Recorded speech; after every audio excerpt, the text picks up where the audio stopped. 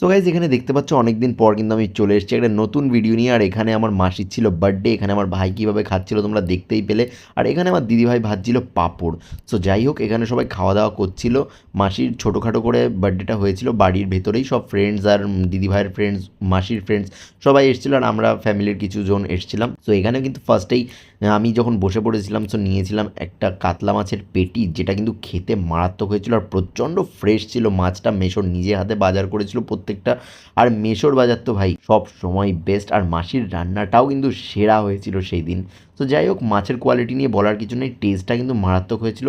তারপরে এসেছিলো এখানে মাটন কষা, যেটা বাসন্তী পোলাও দিয়ে খেতে জাস্ট জমে গেছিলো। সো কতটা এখানে নরম হয়েছে মাটন সেটা তোমরা দেখেই বুঝতে পারছো। আর মাটনের কোয়ালিটি নিয়ে কিছু আমার বলারই নেই, মাটন অনেকটাই সফট হয়েছিল, সেটা কিন্তু দেখে বোঝাই যাচ্ছে। সো একটু ভেঙে চুরে গেছিলো, বাট খেতে মন্দ লাগছিল না, খেতে বেশ দারুণই লাগছিলো। আর ফেভারিট পিস নিয়ে নিয়েছিলাম, চর্বি নাল্লি সব কিছু দিয়ে বেশ সেরা